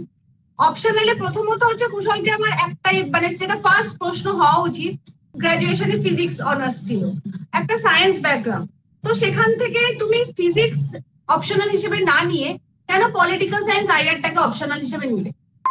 কারণ ফিজিক্সের প্রথম আমার ইচ্ছা ছিল যে ফিজিক্সটাই নেওয়ার, কিন্তু যখন আমি ফিজিক্সের সিলেবাসটা দেখলাম অপশনালে, দেখলাম আমার গ্র্যাজুয়েশনের যে পড়েছি তার ক্ষেত্রে অনেকটা এক্সটেন্সিভ আছে, কিছুটা জিনিস পোস্ট গ্রাজুয়েশন লেভেলেও আছে। তো সেটা আহ, নিজেকে প্রিপেয়ার করাটা সম্ভব ছিল না।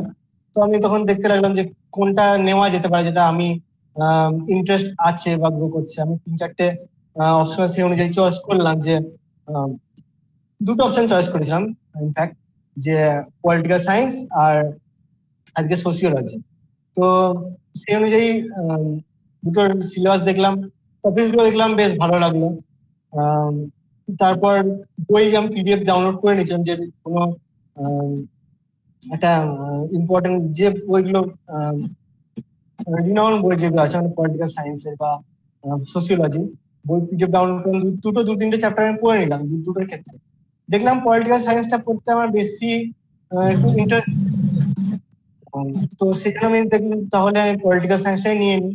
সবাইকে আমি এটা বলবো যে নিজের ইন্টারেস্টের উপর বেস করে ফার্স্ট অফ অল নিজের গ্র্যাজুয়েশন সাবজেক্টটা আছে সেটা নিতে পারলে তো খুবই ভালো হয়, কারণ তার জন্য আলাদা প্রিপারেশন করতে হয় না।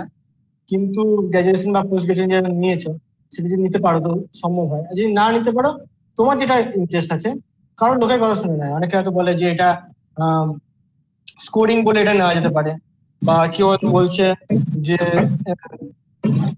কোনো ক্রিকেটার বলছে যে আমি করিয়ে দেবো, এটা নেওয়া যেতে পারে। সেটা তারা নিজেদের বিজনেস স্বার্থে অনেক ক্ষেত্রে করে থাকে, কিন্তু নিজের ইন্টারেস্ট যেটা আছে সেই অনুযায়ী অপশনাল চুজ করাটা আমার মনে হয় সবচেয়ে বেটার হবে।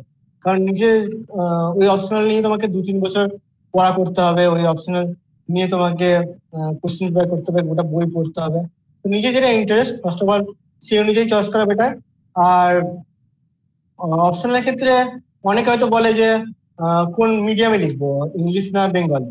তো আমার মনে হয় সেটা ম্যাটার করে না, কারণ দুটো ক্ষেত্রে মার্কস সমানভাবে ক্যারি করে।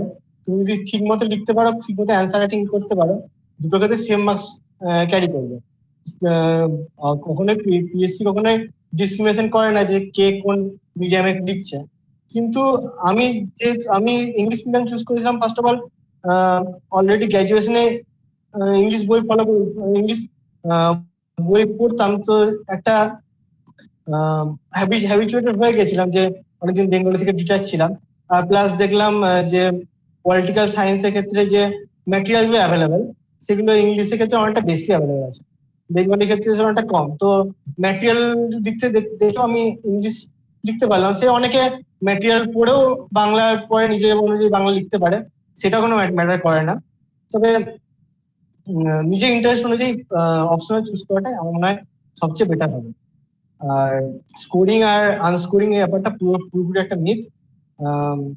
এটা উপর বেস করে কখনোই অপশনাল চুজ করা উচিত না। আর অপশনাল যেটা তুমি চুজ করবে সেটা at the end of the preparation তোমার ঠিক রাখা উচিত। অনেকে করে যেটা হঠাৎ করে মনে হলে এই অপশনাল নিলাম, না ভালো লাগছে না, আবার ওই অপশনাল নিলাম। নিজের টাইম দাও 2-3 মাস, প্রথমে প্রিপারেশন ফেজে যে কোন অপশনাল চুজ করবে সবগুলো চেক করো, তারপর যেটা তোমার মনে হয় যে না তুমি কমফোর্টেবল ফিল করছো সেই অপশনালটা চুজ করো। আর পলিটিক্যাল সায়েন্সের ক্ষেত্রে আহ, যে ম্যাটেরিয়ালের কথার ক্ষেত্রে আমি বলি, পলিটিক্যাল সায়েন্সে দুটো পেপার আছে, পেপার 1 আর পেপার 2। পেপার 1 এর ক্ষেত্রে দুটো পার্ট আছে। পার্ট 1-এ ইন্ডিয়ান ওয়েস্টার্ন পলিটিক্যাল থিওরি আর ইন্ডিয়ান পলিটিক্যাল থিওরি, প্লাস কিছু পলিটিক্যাল থিওরি, মানে থিওরিটিক্যাল কিছু টপিকস আছে। তো সেক্ষেত্রে ইগনু যে নোটসটা আমি প্রথমে দেখেছিলাম স্টার্টিং এ একদম বেস তৈরি করার জন্য, IGNOU notes BSc plus MSc, যে সরি বিএ প্লাস এমএ যে ইগনু নোটস আছে, সেটা ফলো করলে একটা বেস তৈরি হয়ে যায়। প্লাস সুপাররঞ্জন ম্যাম ইউপিএসসি একজন রিনাউন্ড ফ্যাকাল্টি, তার যে নোটস সেটাও ইন্টারনেটে ফ্রিলি অ্যাভেলেবেল আছে, মানে খুঁজলে পাওয়া যাবে। তো সেটা ডাউনলোড করে অনেকে তার নিজের নোটসের ক্ষেত্রে বা নিজের নোটস তৈরি করার ক্ষেত্রে বা সেটাই করতে পারে। প্লাস কিছু জিনিস ছিল যেগুলো আমি ম্যামের নোটসে বা ইগনো নোটসে সেভাবে পড়া ছিল না বলে আমি বুকস ফলো করেছিলাম, যেমন ওপি গওহর ওয়েস্টার্ন থেকে ওয়েস্টার্ন পলিটিক্যাল থিওরি, আর বিদ্যুৎ চক্রবর্তী থেকে ইন্ডিয়ান পলিটিক্যাল থিওরি। আরো অনেক জিনিস আছে সেগুলো ওখান থেকে পড়ে নিয়েছিলাম। সেটা পার্ট 1 এর ক্ষেত্রে গেল। পার্ট 2টা যেটা ছিল সেটা আমাদের অনেকটা পলিটি, যে জেনারেল স্টাডি যে পলিটি আছে সেটা অনেকটা রিলেটেড ছিল। তো পার্ট 2টা লক্ষ্মীকান্ত পড়ে অনেকটা কভার হয়ে গেছিল। প্লাস কিছু অ্যানালিটিক পার্ট ছিল, সেটা পড়ার জন্য আমি Indian public administration Arora Goel বই আছে, সেক্ষেত্রে অনেকটা অ্যানালিটিক ভাবে লেখা আছে, সেটা পড়েছিলাম। অনেকে ডিডি বাসু পড়তে পারে, তবে ডিডি বাসু অনেকটা এক্সটেন্সিভ, ল্যাঙ্গুয়েজ অনেক প্রবলেম হতে পারে। তবে অরোরা গোয়েল ওকে বুক। আর থার্ড পার্ট, সেকেন্ড পেপারে যাই। সেকেন্ড পেপারে ফার্স্ট পার্টটা হচ্ছে পাবলিক অ্যাডমিনিস্ট্রেশন আছে। পাবলিক অ্যাডমিনিস্ট্রেশনের জন্য আমি লক্ষ্মীকান্তেরই পাবলিক অ্যাডমিনিস্ট্রেশন বুক আছে, সেটা ফলো করেছিলাম। প্লাস সেই সঙ্গে ইন্ডিয়ান পাবলিক অ্যাডমিনিস্ট্রেশন আগে বললাম অরোরা গোয়েলের, সেইটা ফলো করেছিলাম। আর পার্ট পড়ে আছে ইন্ডিয়ান ইন্টারন্যাশনাল রিলেশন, সেটা পবনীশ সিং এর বলে একজন ইয়ং রাইটারের বই আছে ইন্টারন্যাশনাল রিলেশন, সেই বইটা ইউজ করা যেতে পারে। অনেকটা ট্রিক্স ওয়েতে অনেকটা ভালো করে দেওয়া আছে। এটা বইয়ের ক্ষেত্রে গেল। সেই সঙ্গে আমি আগেই বলেছিলাম যে নিউজ পেপার আমার অনেক ক্ষেত্রে হেল্প করেছিল। নিউজ পেপার থেকে যে সিলেবাসের মধ্যে যে টপিক গুলো আছে সেগুলো প্রথমে সিলেবাস তো দেখে নিতেই হবে যে সিলেবাসে কি আছে। তো সিলেবাস সেই টপিক যদি মেমোরিজ থাকে, নিউজ পেপার পড়ার সময় অটোমেটিক তোমার মনে হবে যে না এটা আমার অপশনের মধ্যে আছে, এটা আমি নোট ডাউন করে নিতে পারি। তো সেটা নোট ডাউন করে নেওয়া যেতে পারে। যেমন একটা উদাহরণ দিই, যেমন জুডিশিয়াল রিফর্ম ক্ষেত্রে একটা আছে আমাদের পার্ট, পেপার 1-এ জুডিশিয়াল রিফর্ম আছে। তো সেক্ষেত্রে এখন ভার্চুয়াল কোর্ট বা যে কোর্টে যে এখন প্রসিডিং হচ্ছে সেই ব্যাপারটাও ইউজ করা যেতে পারে, যে আমার টেকনোলজি ইউজ করে কিভাবে জুডিশিয়াল রিফর্ম করতে পারি। বা পিআইএল আছে, পিআইএল পেপার 1-এর মধ্যে আছে। তো পিআইএল এর ক্ষেত্রে আমরা যদি আমার অ্যান্সার রাইটিং এর ক্ষেত্রে যদি রিসেন্টলি যেমন আজকে নিউজ পেপারে যেমন 17th নিউজ পেপারে যেমন একটা আছে, সুপ্রিম কোর্ট কোশ্চেন করেছে যে why to suspend the prenatal sex determination test, তো টেস্ট রুল। তো সেই কোশ্চেন, সেই জিনিসগুলো আমি যদি অ্যান্সার রাইটিং এর মধ্যে আনতে পারি তো অ্যান্সার রাইটিং একটা এনরিচ হয়। আর পেপার 2 এর ক্ষেত্রে যে ইন্টারন্যাশনাল রিলেশন আছে, এখন দেখা যাচ্ছে ভাস্টলি অনেকটা ডাইনামিক করে দিচ্ছে। কারণ রিসেন্টলি দেখা গেছিল কোশ্চেনে যে 2019-এ যে 2014 থেকে 19-এ যে ইন্ডিয়ান ফরেন পলিসির যে ডেভেলপমেন্ট হয়েছিল সেটা সম্বন্ধে বলতে বলা হয়েছিল। তো সেটা যদি তুমি যদি নিউজ পেপার রিলেটেড না পড়ো, আর তোমার যদি কি কি পলিসি হয়েছে, কি কি রিসেন্ট ডেভেলপমেন্ট হচ্ছে, রিসেন্ট ট্রেন্ড হচ্ছে, সেগুলি তোমার যদি আইডিয়া না থাকে, তাহলে তুমি কখনোই অ্যান্সারটা একটা প্রপারলি লিখতে পারবে না। বা নন অ্যালাইন মুভমেন্টও আছে আমাদের ইন্টারন্যাশনাল রিলেশনে। আজকে পেপারে যেমন একটা এম.কে. নারায়ণের একটা আর্টিকেল ছিল যে নন অ্যালাইন মুভমেন্টের উপর, নন অ্যালাইনমেন্টের উপর, যে রিসেন্টলি ইন্ডিয়া কিভাবে নন অ্যালাইন হতে পারে। তো অপশনালের ক্ষেত্রে, বিশেষ করে পলিটিক্যাল সায়েন্স পিএসআই অপশনালের ক্ষেত্রে নিউজ পেপারটা খুবই ইম্পর্টেন্ট ভূমিকা পালন করছে। তাহলে আমরা কুশলের থেকে জানতে পারলাম আজকে যে পলিটিক্যাল সায়েন্স আর আইআর অপশনালটা সে ফিজিক্স অনার্স এ পড়াশোনা করা সত্ত্বেও কেন নিয়েছিল, আর পলিটিক্যাল সায়েন্স আর আইআর যাদের অপশনাল তাদেরকে কি কি ধরনের বই বা কি কি ভাবে পড়া উচিত সেটা কুশল খুব সুন্দরভাবে আমাদের বললো। এরপর কুশল, তোমার কাছ থেকে আমি জেনে নেবো যে বই আমরা জানি, কি কি নোটস পড়তে হবে সবই জানি, সিলেবাস আমরা জানি, কিন্তু যেহেতু আমাদের 400 নম্বরের উত্তর করে আসতে হয় সাবজেক্টিভে, তো আনসার রাইটিংটা একটা খুব গুরুত্বপূর্ণ ভূমিকা পালন করে যে তুমি তোমার আনসারটাকে কিভাবে লিখছো। কারণ অনেকেরই একই অপশনাল থাকে, তো তাদের মধ্যে তোমাকে তোমার লেখাটা আরো ভালো করতে হবে। তো আনসার রাইটিং এর জন্য তুমি পার্টিকুলারলি কি কি স্ট্র্যাটেজি নিয়েছিলে, বা স্টুডেন্টদের কিরকম কিরকম ভাবে তুমি বলবে যে এইভাবে আনসার লিখলে তাদের আনসারটা আরো বেশি ভালো মার্কস পাওয়া যাবে আনসারটা লিখে? দেখো, অপশনালের স্কোরটা খুবই ইম্পর্টেন্ট, মানে ক্রুশাল, যে তোমার A+B যে ইন্টারভিউ লিস্টের হয় সেখানে সিলেক্টেড হওয়ার জন্য, আর ফাইনাল লিস্ট, অবশ্যই ফাইনাল লিস্টের জন্য এটা খুব ইম্পর্টেন্ট পার্ট প্লে করে ওটা। তো তার জন্য প্রপার অ্যান্সার রাইটিং যে স্কিলটা, সেটা প্রথম থেকেই ডেভেলপ করতে হয়। মানে যখন অপশনাল তুমি পড়ছো শুরু থেকে, তখন থেকে চেষ্টা করতে হবে যে প্রপার অ্যান্সার রাইটিং স্কিলটা ডেভেলপ করার। তো শুরুতেই যেটা দেখতে, আমাকে কোশ্চেন দেওয়া হলো, শুরুতে দেখতে হবে যে কোশ্চেন স্টেটমেন্টে কি দেওয়া আছে। কোশ্চেন স্টেটমেন্টে অনেক কিছু লেখা থাকতে পারে, যেমন ক্রিটিক্যালি অ্যানালাইজ বা ইলুসিডেট বা এক্সামাইন করা বা কমেন্ট করা তোমার। তো সেইখানে কি ব্যাপারটা বলতে হয়েছে সেটা প্রথমে মানে বুঝতে হবে ব্যাপারটা। আর সে সঙ্গে কোশ্চেনের বিহাইন্ড যে কি বলতে চেয়েছে, কোশ্চেনের ভিতরে এক্সামাইনার তোমার কি জানতে চেয়েছে সেটাও জানতে হবে। যেটা একটা অ্যান্সার এক্সাম্পল দিচ্ছি, 2019 একটা কোশ্চেন দিয়েছিল যে do you think the Weber's bureaucracy and development administration can not go together, if so explain হয়। এখানে হচ্ছে ডু ইউ থিঙ্ক, মানে তোমার কি ওপিনিয়ন কি, বা তুমি কি জানতে বলতে চাইছো যে ওয়েবার ব্যুরোক্রেসি আর ডেভেলপমেন্ট অ্যাডমিনিস্ট্রেশন একসঙ্গে কি হতে পারে কি না হতে পারে, তোমার কি ওপিনিয়ন সেই সম্বন্ধে তুমি এক্সপ্লেন করো। তো এখানে ব্যাপারটা বুঝতে হবে যে ডু ইউ থিঙ্ক মানে তোমার ওপিনিয়নটা বোঝাতে চেয়েছে। আর তারপর কোশ্চেনটা পড়ার পর এক্সাম হলে হোক বা তুমি যখন প্র্যাকটিস করতে হোক, তখন ভেবে নিতে হবে যে কিভাবে তুমি স্ট্রাকচারটা তৈরি করবে। একটা লিঙ্কনের একটা বিখ্যাত কথা আছে যে আমি 6 ঘন্টা গাছ কাটতে যাই, তাহলে আমাকে গাছ কাটার জন্য 6 ঘন্টা দেওয়া হয়, তো বেসিক্যালি আমি 4 ঘন্টা যেটা আমি অ্যাক্স দেওয়া আছে সেটাকে ধার করতে লাগাবো। তো এর মানে এটা যে আমাদের যদি কোনো কাজ করতে দেওয়া হয়, সেই কাজটা প্রিপারেশনের জন্য আমি অধিকাংশ সময় ব্যয় করব। তো এখানে অধিকাংশ সময় বলেছি না, কিন্তু তার যখন অ্যান্সার রাইটিং এর আগে আমাকে ভেবে নিতে হবে যে আমি কি কি ওয়েতে, মানে কোন কোন ওয়েতে আমি লিখবো, মানে কোন কোন ওয়েতে আমি কি কি ওয়ে সাজাবো, কিভাবে ইন্ট্রোডাকশন, কিভাবে স্টার্টিং করবো, কিভাবে এন্ড করবো, মাঝখানে কি দেবো। তো স্ট্রাকচার বলতে প্রথমে ইন্ট্রোডাকশন বোঝায়।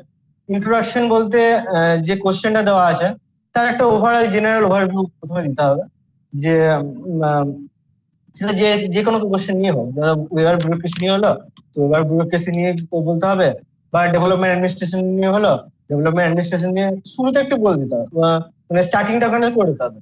তারপর বডি শুরু হলো, বডিটাই মেন।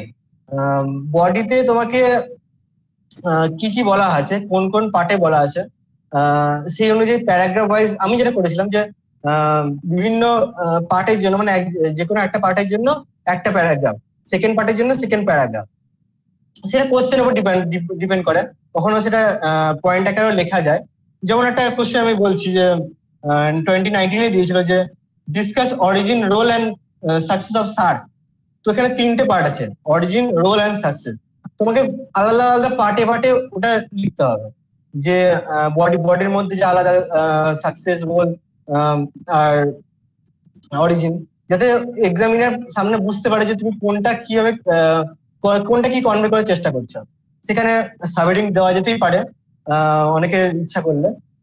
তবে আমি যেটা অনেকে যেটা করে যে different kind of pen use করে, কিন্তু আমি টাইমের পসিটির জন্য কখনো সম্ভব হয়নি, এক পেনই ইউজ করতাম। আর সেই সঙ্গে যে ইম্পর্টেন্ট কিওয়ার্ড আছে সেগুলো আন্ডারলাইন করার চেষ্টা করতাম। হয়তো সবসময় সব কিছু সম্ভব হতো না, আবার এমনও নয় যে কোনো কোনো সব তোমার যে এক্সাম হলে যে তোমার কোশ্চেন গুলো থাকবে সবই তোমার সেম ভাবে প্রিপেয়ার থাকবে। কিছু কিছু কোশ্চেন থাকতে পারে যেটা তুমি লাস্টে লিখেছো, কারণ তুমি জানো যে এটা হবে কি হবে না, এটা তোমার নিজে জানা নাই, তুমি নিজে প্রিপেয়ার আছে কিছু জানো না, তোমার নিজের ডাউট আছে, সেগুলো তুমি লাস্টে ইউজুয়ালি রেখে থাকো। মানে যে কোনো এক্সামিনার যে কোনো যে অ্যাসপিরেন্ট যে এক্সাম দিচ্ছে, যে কোনো ক্যান্ডিডেট এক্সাম দিচ্ছে, তারা সেটা ইউজুয়ালি তাই করে যে লাস্টে যেটা পারবে না সেটাই লাস্টে লিখে রাখে। তো তখন সব ক্ষেত্রে টাইমের পসিটির জন্য হয়তো সেটা স্ট্রাকচার করা হয় না, কিন্তু চেষ্টা করতে হবে অ্যাটলিস্ট 80% আমি যে কোশ্চেন অ্যাটেন্ড করছি সেগুলো যেন অ্যাটলিস্ট স্ট্রাকচার্ড ওয়েতে হয়। আর এই proper structure, proper interaction, body, তারপর কি কি বলতে চাইছে সবকিছু কনভে আমি সবকিছু ইনক্লুড করতে পারি। আর লাস্ট হচ্ছে কনক্লুশনে তোমার কি মনে হচ্ছে, মানে এক্সামে এই লাস্টে একটা ওয়ে ফরওয়ার্ড হতে পারে, যে একটা ফিউচারিস্টিক কিছু একটা বলা হলো, বা লাস্টে একটা কমেন্ট হতে পারে, যে কোনো কিছু হতে পারে, যে সেটা বলে তুমি কনক্লুড করলে একটা ওপেন এন্ডেড টাইপের কিছু একটা করলে লাস্টে।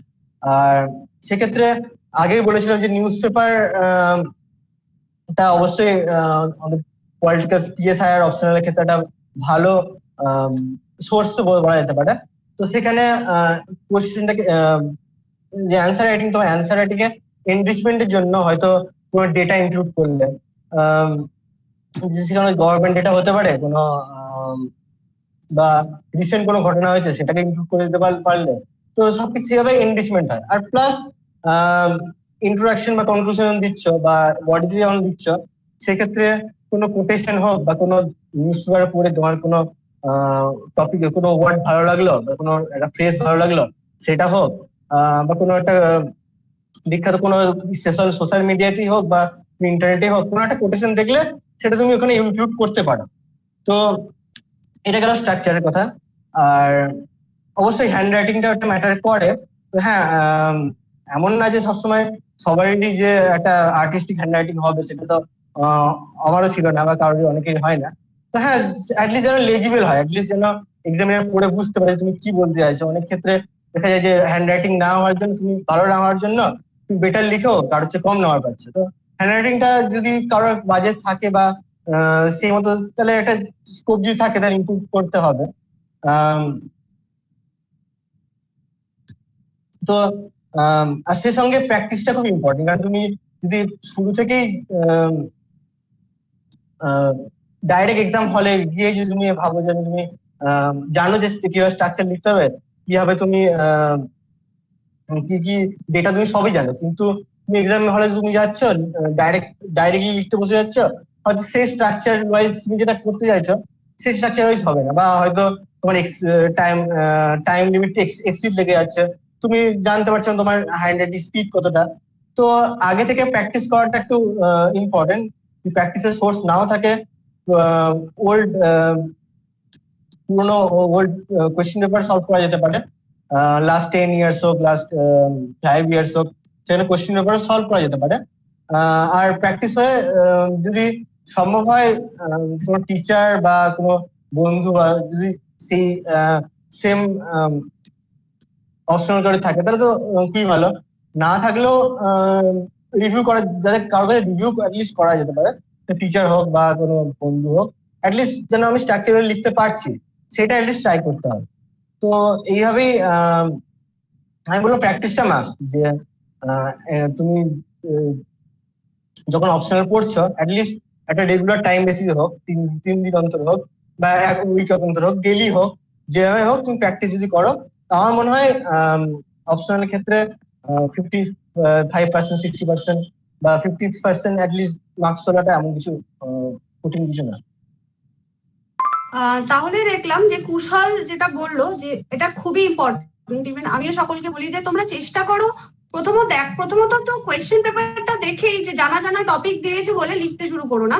তুমি একটু চেষ্টা করো যে এক্স্যাক্টলি প্রশ্নটাতে কি চাইছে। আমি দেখলাম যে আমার একটা চেনা টপিক আছে প্রশ্নের মধ্যে, তো চেনা টপিক দিয়ে আমি যা যা পারলাম সবকিছু লিখে ফেললাম। সেটা করো না তোমরা দেখো যে প্রশ্নতে কি প্রশ্নতে এক্স্যাক্টলি কতটুকু জানতে চেয়েছে, যে তোমার মতামত জানতে চেয়েছে না সেটাকে ব্রিফলি ডিসকাস করতে বলেছে সেই জিনিসটা। তাহলে প্রশ্নপত্র দেখাটা খুব ইম্পর্টেন্ট। আর যে স্ট্রাকচার্ড ওয়েতে লেখো, মানে যা জানো সব না লিখে যদি পার্ট কোয়েশ্চেন থাকে তো পার্ট ভাবে লেখো, নিজে পয়েন্টস লেখো, সাব পয়েন্টস লেখো। কারণ তোমার আনসার রাইটিংটা কিন্তু অনেকটাই ডিপেন্ড করছে তোমার প্রিপারেশনের উপর, এবং আনসার রাইটিং এর উপর তোমার মার্কসটা ডিপেন্ড করছে। তো সেক্ষেত্রে কুশল যেটা বললো যে যদি আমরা ঠিকঠাক করে প্রিপেয়ার করে মোটামুটি একটা প্র্যাকটিসের মধ্যে থাকি তাহলে 50 to 55% কিন্তু আমরা পেতেই পারি। আর তার সাথে হচ্ছে পলিটিক্যাল সায়েন্স আর আইআর অপশনাল ক্ষেত্রে হচ্ছে কারেন্ট অ্যাফেয়ার্স। তুমি যদি ডেইলি একটা নিউজ পেপার ফলো করো তো সেক্ষেত্রে নিউজ পেপার থেকে, যেহেতু নিউজ পেপারে পলিটি রিলেটেড বা ইন্টারন্যাশনাল রিলেশন রিলেটেড বিভিন্ন আর্টিকেলস থাকে বা নিউজ থাকে, সেই সমস্ত গুলো তুমি তোমার লেখাতে ঢুকিয়ে তোমার লেখাটাকে আরো বেটার বা ভালোভাবে এনরিচ করতে পারো। তো এখানে অপশনালের পোর্শনটা আমরা শেষ করছি। তাহলে আমরা আজকে আমরা খুবই লাকি বলতে পারেন যে কুশল আমাদেরকে আজকে এতখানি সময় দিল। আমরা কুশলের থেকে খুব ভালো করে জেনে নিলাম যে এক্স্যাক্টলি কি ভাবে আমাদের প্রিপারেশন নেওয়া উচিত, আর খুব সুন্দরভাবে কুশল আমাদেরকে জানালো স্পেশালি তোমাদের যাদের পলিটিক্যাল সায়েন্স আর আইআর অপশনাল আছে তারা কিভাবে নিজেদেরকে প্রস্তুত করবে।